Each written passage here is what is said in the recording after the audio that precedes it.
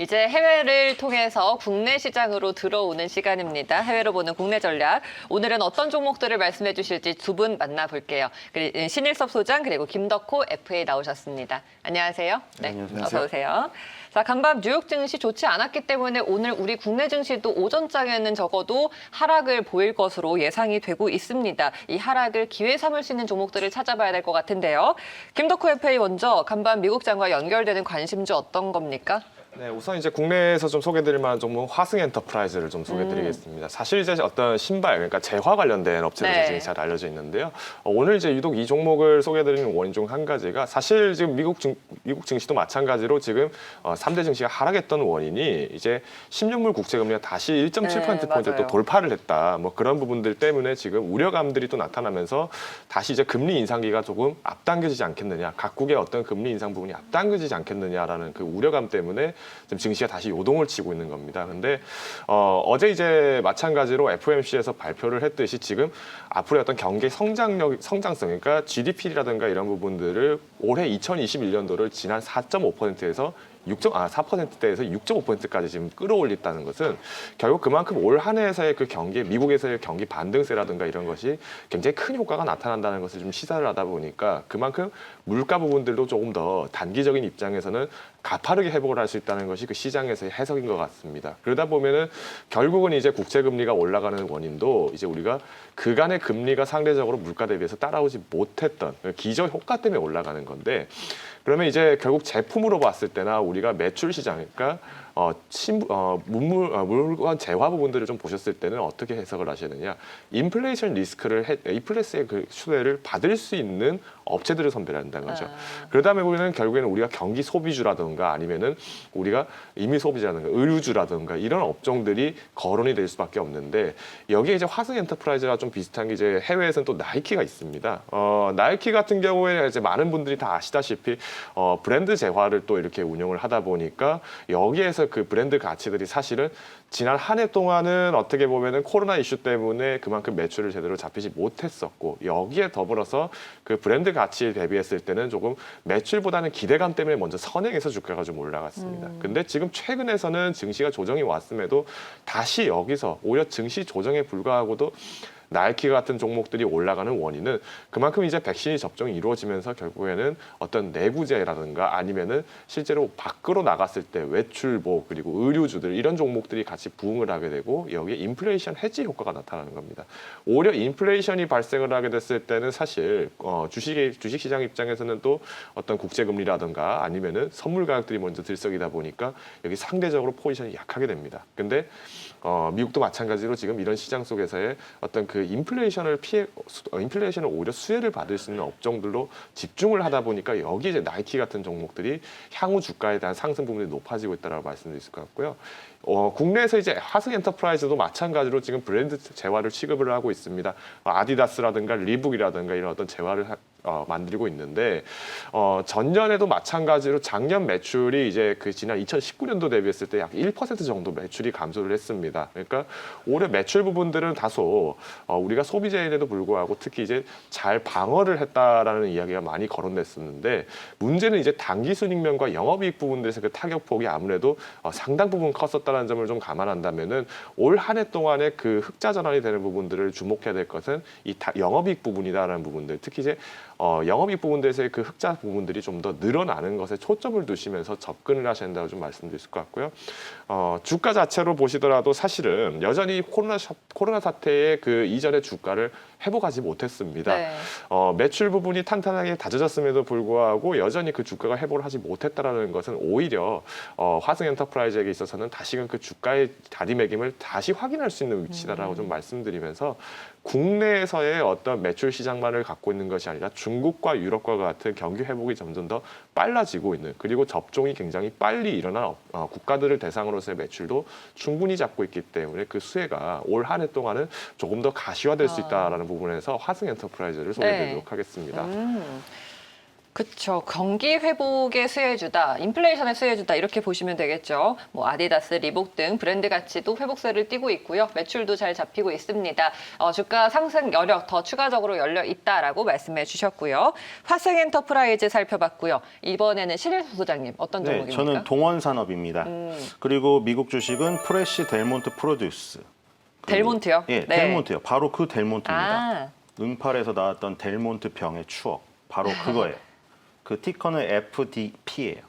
프레시 델몬트 예, 프로듀스의 약자네요. 지금 뭐 음식료주가 코카콜라나 이런 거 많이 보여드렸지만 델몬트는 2016년부터 계속 밑으로 내려갔잖아요. 미국 증시에 있는 주식이 아닌 것 같죠. 솔직히 막 우리나라 거 하다 보면은 너무 미국이 부럽잖아요. 어떻게 저렇게 계속 가는가. 거의 모든 종목이 그냥 평생 올라요, 평생. 그 중에 이제 음식료 중에 델몬트는 제자리로 왔다가 이번 달에 20% 오르면서 고개를 들고 있습니다. 항상 20개월선 돌파하면 주가 상승이 시작돼요. 지금 이것도 프레시 델몬트 프로듀스도 드디어 반전의 계기를 마련했다. 이때 사야죠. 이때 20개월선 붙어 있을 때 완전 높이고 막 60달러 가가지고 그거 얼마나 위험해요. 그렇죠? 지금 이 그 델몬트 이거 맛있는 거 보니까 먹고 싶더라고요. 아보카도도 있고 바나나도 있고 오렌지도 있고 많은데 얘는 그냥 이걸 델몬트 딱지를 붙여서 바로 팔잖아요. 지금 이거를. 네. 그러니까 뭐냐면 이 가격이 그냥 연동될 수밖에 없는 거예요. 뭐 가공을 해서 파는 게 아니잖아요. 코카콜라도 바로 무슨 콜라가 땅에서 나와가지고 그걸 파는 게 아니잖아요. 기름처럼. 기름은 원유 가격이 연동되잖아요. 그 정유업체들은. 근데 코카콜라는 뭔가 가공을 해서 팔잖아요. 저번에 그 몬스터 베버리지도 가공을 해서 에너지 음료를 팔잖아요. 근데 얘네는 그냥 델몬트 딱지만 붙여가지고 과일을 그대로 팔고 있어요. 그러니까 농산물 가격이 연동이 될 수밖에 없는 거죠. 이 지금 업체는. 그렇죠? 그래서 농산물 가격이 지금 최근에 올랐잖아요. 뭐 농산물 가격을 다시 보여드릴까요? 농산물 가격이 최근에 올라서 지금 이런 것들이 반영이 된다면 저런 업체들이 좋아지는 거죠. 대두나 월봉을 보죠. 대두나 대두가루, 뭐 옥수수 밑에서 엄청 올랐잖아요. 쌀만 안 오르고 다른 건 다 급등했어요. 밑바닥에서 쌀이랑 커피가 덜 올랐고 다른 것들은 밑에서 엄청나게 로켓포 쏘아 올리듯이 다 올랐거든요. 이 농산물 가격이 오르면 당연히 뭐가 오르을까요? 비료 가격도 오르고 거기서 그 재배하는 농작물 가격이 올라요. 근데 쟤네는 바로 연동되는 거죠, 지금. 이 업체는. 그래서 델몬트가 바로 연동이 되고 동원산업도 마찬가지예요. 그러니까 바로 연동되는 거 먼저 하는 거예요, 지금.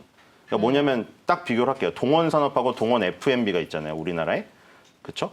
동원산업은 그 참치 잡는 배를 가지고 있어요. 그래서 저기 원양어선이라고 우리 뭐 가끔 우스갯소리로 밑에 너무 경기도 어렵고 취직도 안 다니는데 나 그 참치배 한번 3년 동안 타고 온다고 막 그런 얘기가 써 있는데 댓글에 그래서 참치배를 타고 나가서 원양어선이에요. 먼 바다를 나가서 뭐 선망선, 연승선 있는데 횟감용 참치도 잡고 캔용 참치도 잡아요. 횟감용 참치는 이제 횟집에 가는 거고 참치가 통째로. 그리고 통조림용 참치는 잡아다가 잘게 써는 거죠. 근데 그 통조림용 참치는 어디로 가냐?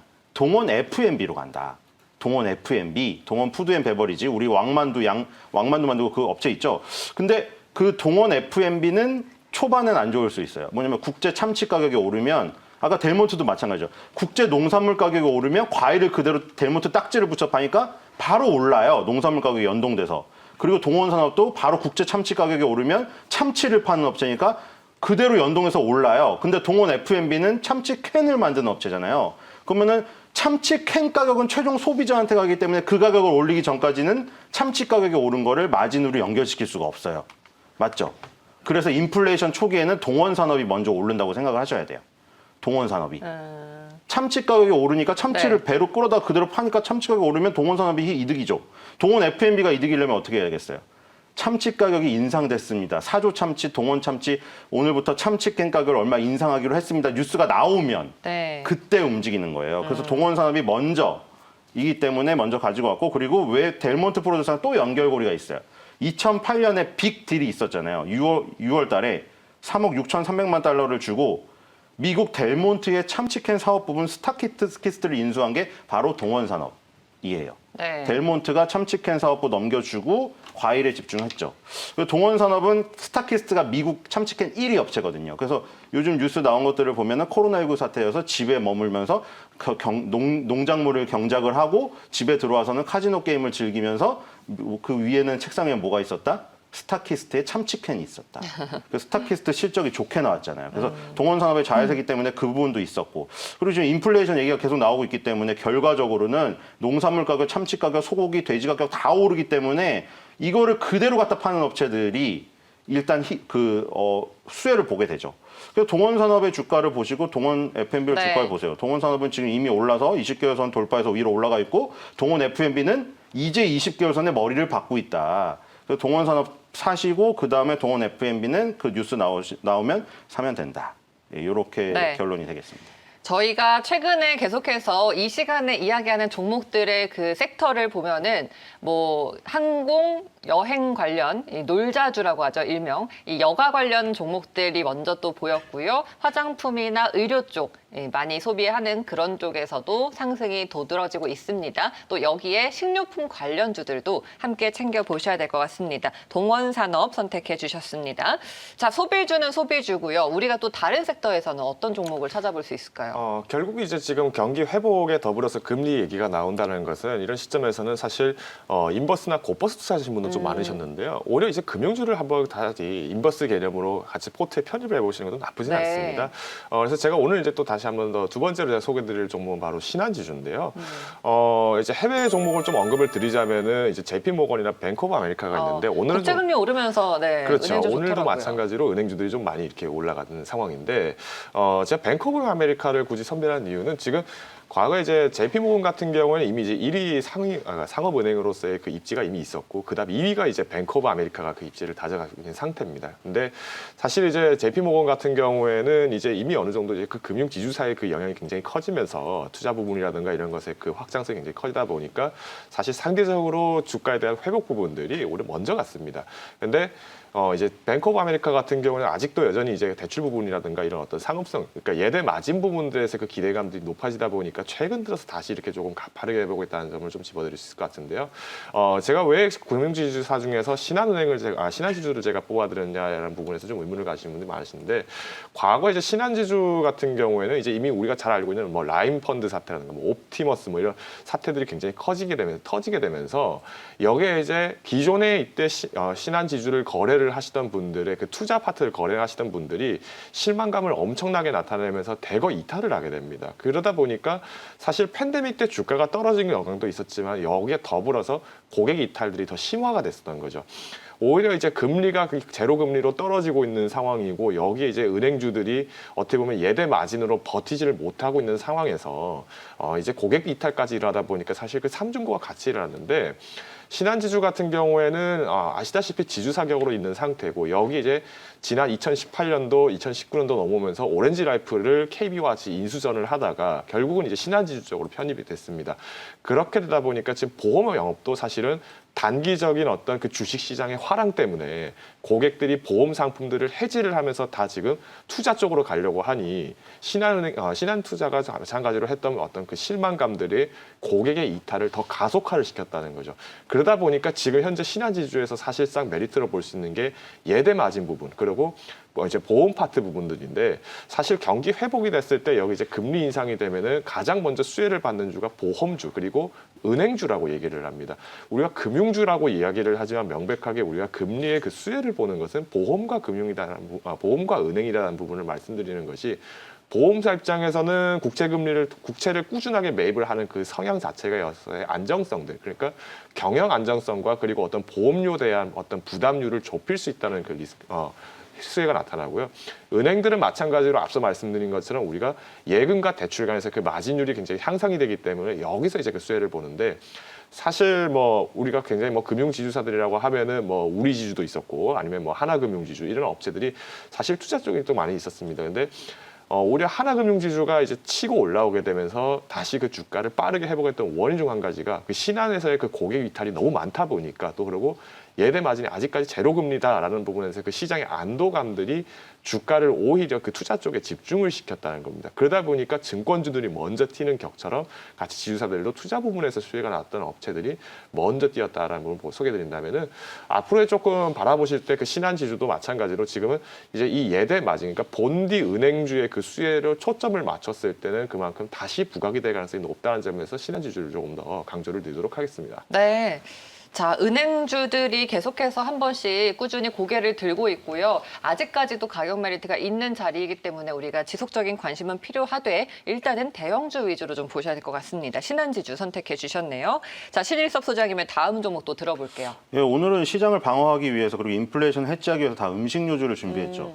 우리나라 종목 오리온이고요. 그 오리온, 미국은 네. 예, 몬델리즈 인터내셔널, MDLZ, 오레오랑 리치를 만드는 회사. 저 오리오 시원하게 해서 우유에 타 먹는 걸 좋아하는데 아까 전에 저기 프레시 델몬트 프로듀스는 실적이 작년에 반토막이 났거든요. 근데 몬델리즈 인터내셔널은 거의 비슷하게 나왔어요. 코로나19임에도 불구하고 방어력을 보여줬고요.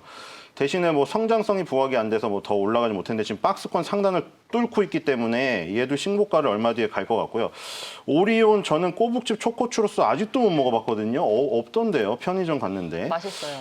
아, 드셔보셨어요? 네. 없어요. 저 맨날 잘안 콘스프 나와요. 맛만 사고 있어요, 지금. 인절미 콩맛이랑.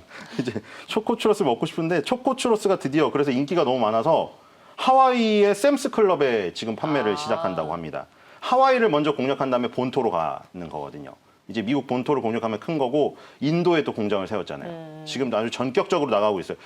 하나의 문제가 물이에요, 물. 아, 이거 물을 저는 솔직히 롯데도 괜히 맥주를 건드려서 그렇잖아요. 맥주를 괜히 건드려가지고 조정석 씨, 제가 보기에는 조정석 씨를 옛날에 납득이 그 스타일로 했었어야 돼요. 그거를 너무 스마트하게 슬기로운 의사생활 스타일로 해서 안 된 것 같고 어쨌든 간에 지금 물이 문제인데 오리온 물이 태생적인 약점이 있잖아요.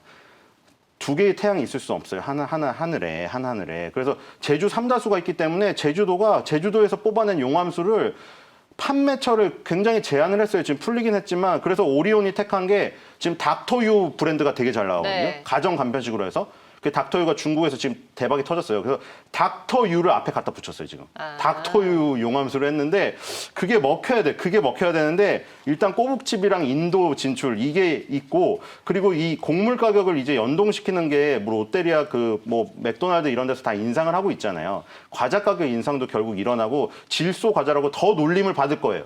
놀림을 받으면 받을수록 주가가 올라간다.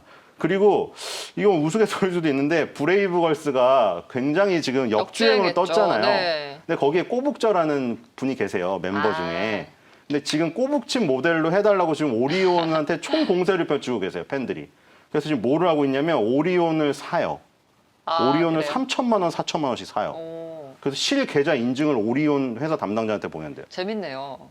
물론 나 주주다, 이거네요. 물론 주식 담당자 마케팅 뭐 이쪽이랑 IR 쪽이랑 마케팅 쪽이랑 제품 담당이 아예 나뉘어 있어서 다를 수도 있는데 어쨌든 이게 여론이 이렇게 일어나고 이슈화가 되면 나쁠 건 없죠. 제가 옛날에 인스타그램을 운영을 잘하는 게 누구냐고 라면 회사 얘기를 할 때 얘기를 드렸잖아요. 삼양식품이 더 많다고 농심보다 팔로우가 그런 것도 말씀을 드렸는데 어쨌든 그래서 오리온 매수 계좌 인증 운동이 벌어지고 있기 때문에 이 브레이브걸스 관련주로도 엮일 수 있다 이런 생각이 들고 오늘 어쨌든 전반적으로 인플레이션을 해치하면서 시장이 하락을 할 때 방어력을 펼칠 수 있는 음식료주 위주로 편입 포트폴리오를 한번 구성을 해보시면 좋을 것 같습니다.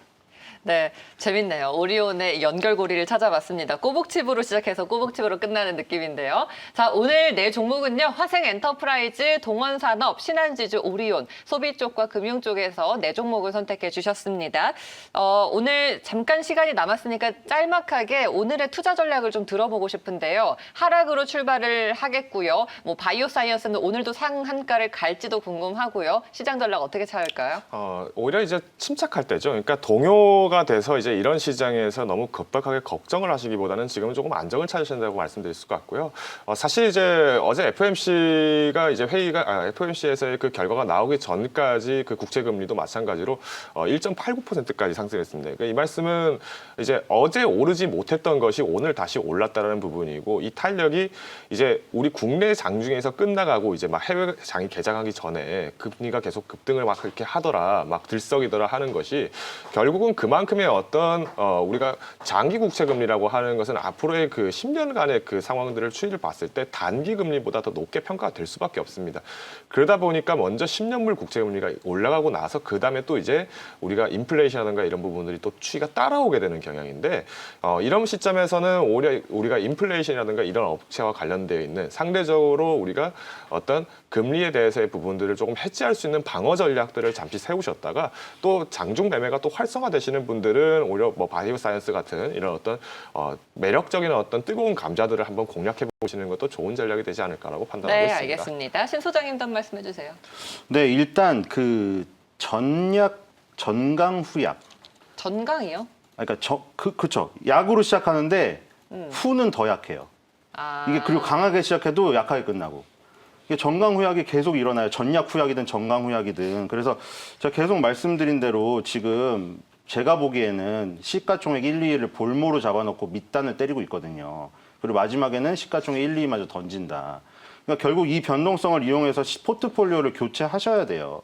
제가 보기에는. 그게 방어적인 능력이 있기 때문에 반사적으로 오른다기보다는 이게 3개월에서 6개월 지속되는 흐름으로 갈 초기에 있다고 봐요. 그래서 그거를 좀 적극적으로 갈아타셨으면 하고 그 손절을 하기 그렇다고 하면 그런 방법이 있어요. 50%를 빼요. 그 손실을 보고 50%를 빼요. 그 50%를 반대 업종에 가서 거기서 물론 수익을 내겠지만 그걸 수익을 내서 만회를 해요. 그 디테일하게 가야 되는데 그런 방법이 있어요. 근데 이게 주구장창 있으면 그렇게 돼요. 그냥 나 자녀에게 이거 물려줘야지, 증여해야지 이렇게 되기 때문에 지금 제 생각에는 변동성을 이용해서 적극적인 포트폴리오 교체 전략 제가 뭐 드렸던 종목도 여러 가지 있으니까 그것이 지금 옳지 않나. 시장은 제 생각엔 계속 약세를 보일 것 같고 삼성전자는 11만 원을 가기보다는 7만 원 초반을 갈 확률이 높아요. 제가 보기에는. 그래서 그거를 염두에 두고 좀 장에 임하시면 좋을 것 같습니다. 보트의 전환 알겠습니다. 자, 오늘 두 분 말씀 여기까지 듣고 마무리하겠습니다. 고맙습니다.